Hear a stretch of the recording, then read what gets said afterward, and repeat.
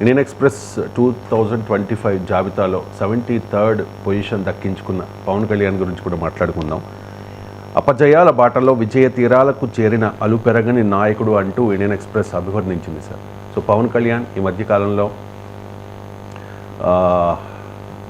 విజయకేతనం సభలో కూడా మాట్లాడారు, కన్నడ తమిళ్లో మాట్లాడారు, అండ్ దక్షిణ భారతదేశంలో ఉన్న ఆలయాల సందర్శన చేశారు. తర్వాత అంటే సౌత్ ఇండియా ఫోకస్గా పవన్ కళ్యాణ్ వ్యూహాత్మకంగా వెళుతూ ఉన్నట్టుగా కనిపిస్తోంది. So Pawan Kalyan south India focus వెనుక ఉన్న వ్యూహం ఏంటి? అంటే టూ ఎర్లీ టు సే. యాక్చువల్గా మీరు అన్నట్లు కొంత సౌత్ ఇండియా వైపు చూస్తున్నాడు, ఫోకస్ అన్నాడు కన్నా చూస్తున్న మాట నిజం. మీరు అన్నది ఇటీవల మనం కూడా మాట్లాడుకున్నాం. తమిళ టీవీకి ఇచ్చిన ఇంటర్వ్యూలో క్లియర్గా మీరు తమిళనాడులో కూడా జనసేన పెడతారా అంటే రూల్ అవుట్ చేయలే. సో డెఫినెట్గా ఇంటెన్షన్స్ ఉంటే ఉండవచ్చు, లేదని అనలేము. కానీ బట్ వెరీ ఎర్లీ ప్రిడిక్షన్ ఏం జరుగుతుంది, పవన్ కళ్యాణ్ జనసేన ఆంధ్రప్రదేశ్ దాటి ఇతర రాష్ట్రాల్లో పెడితే అంత ఈజీ కూడా కాదు. ఇలా చాలా అనుభవాలు ఉన్నాయని గతంలో కూడా చెప్పాను. Samajwadi party, Trinamool Congress, Nationalist Congress party, ఇలాంటి పార్టీలు చాలా ప్రయత్నాలు చేసి తమ కోర్ స్టేట్ దాటి పెద్దగా ఎక్స్పాండ్ కాలేదు. బహుజన్ సమాజ్ పార్టీ లాంటి పార్టీలు కూడా తన కోర్ స్టేట్ అయిన యూపీ దాటి పెద్దగా ఎక్స్పాండ్ కాక ఆఖరికి యూపీలోనే వీక్ అయ్యాయి. తెలుగునాట చంద్రబాబు నాయుడు జాతీయ పార్టీ అన్నాడు, ఎన్టీ రామారావు భారతదేశం అన్నాడు, కేసీఆర్ భారత రాష్ట్ర సమితి అన్నారు, ఇవేవీ సక్సెస్ కాలేదు. సో అందువల్ల ప్రాక్టికల్గా అంత సులభమైన పరిస్థితి కాదు. ఎందుకంటే సౌత్ ఇండియాలో ఆయా రాష్ట్రాల్లో ఉండేటువంటి political terrain, political climate already ఉంది. ఇప్పుడు కేరళ ఉందంటే left LDF versus UDF. So బీజేపీయే నానా కష్టాలు పడుతోంది ఎమర్జ్ కావడానికి. తమిళనాడులో రెండు ద్రావిడ పార్టీల మధ్యనే దశాబ్దాలుగా పోటీ. రెండు జాతీయ పార్టీలైన కాంగ్రెస్, బీజేపీ వాళ్ళ వెనకాల కూర్చొని పోవడమే తప్ప ఇంకోటి లేదు. 4+4 ఆఫర్.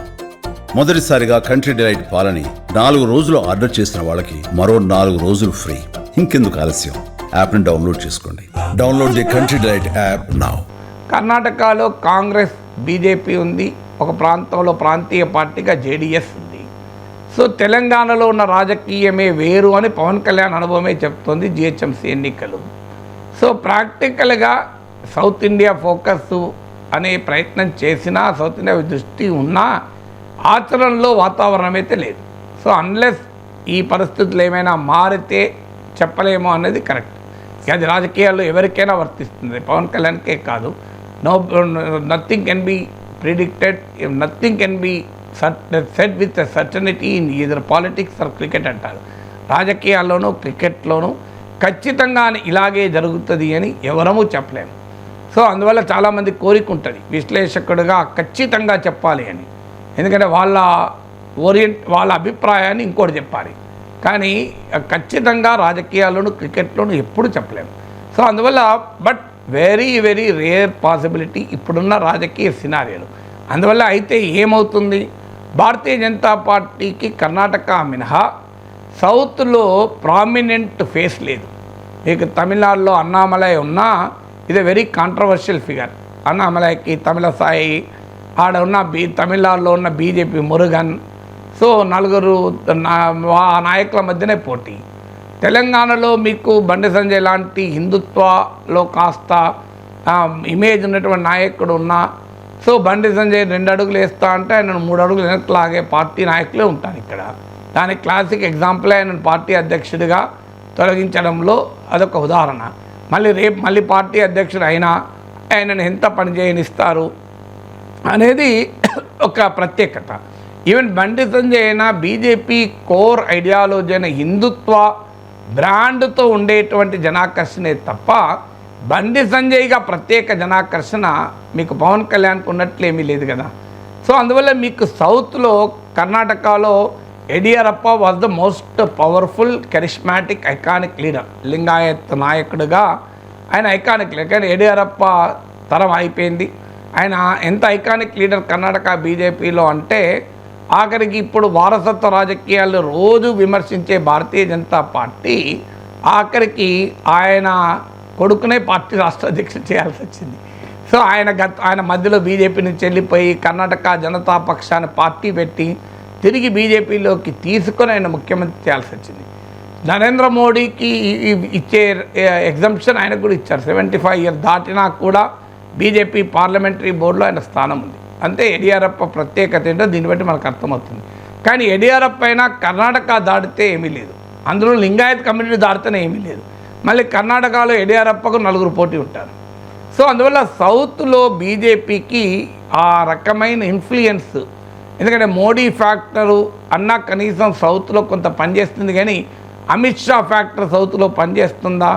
సో సౌత్లో ఉన్నటువంటి ఈ డ్రాబ్యాక్ హిందీ అనే యొక్క అబ్స్టాకిల్ దాటి, సో నార్త్ ఇండియన్ కల్చర్ వేరు, నార్త్ ఇండియన్ లాంగ్వేజ్ వేరు, నార్త్ ఇండియన్ పాలిటిక్స్ వేరు, నార్త్ ఇండియాలో పనిచేసేటువంటి అంశాలు వేరు. అందుకే మీరు గమనించండి, అమిత్ షా లాంటి వాళ్ళు అంత వ్యూహరచన విశారదుడైనా మీకు సౌత్లో కరెక్ట్గా స్ట్రాటజీస్ వేయలేరన్న దానికి తెలంగాణలో అంది వచ్చిన అవకాశాన్ని కోల్పోయిన తీరు చూస్తే మనకు అర్థమవుతుంది. తెలంగాణలో దుబ్బాక, జిహెచ్ఎంసి, హుజూరాబాద్ విజయాల సమయంలో కాంగ్రెస్ ఎక్కడుంది? అసలు హుజూర్ నగర్లో ఓడిపోయింది, నాగార్జున సాగర్లో ఓడిపోయింది, దుబ్బాకలో 3rd ప్లేస్, హుజూరాబాద్లో 3000 ఓట్లు, జిహెచ్ఎంసీలో 2 కార్పొరేట్ సీట్లు. అసలు కాంగ్రెస్ అగమ్య గోచరంగా ఉన్న పరిస్థితి కదా.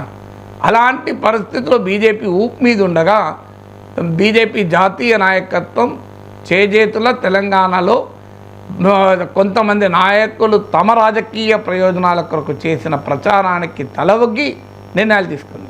అంటే తెలంగాణలో సౌత్లో ఉండే పాలిటిక్స్ అమిత్ షా లాంటి అత్యంత వ్యూహాత్మక చతురత కలిగిన నాయకుడికి కూడా అందని ఈడియం ఇది అనేది ఒక ఉదాహరణ.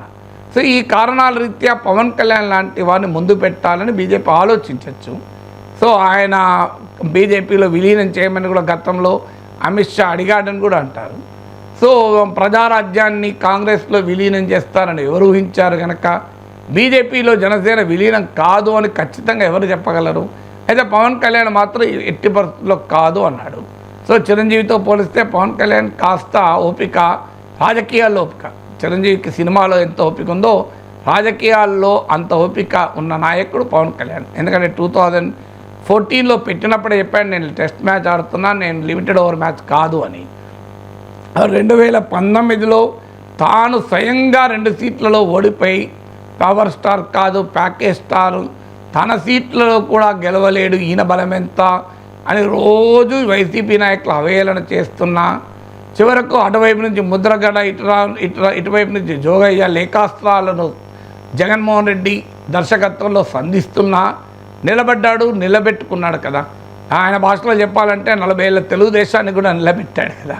సో అందువల్ల పవన్ కళ్యాణ్ లాంటి నాయకుడు వస్తానంటే బీజేపీ సంతోషంగా స్వీకరిస్తుంది.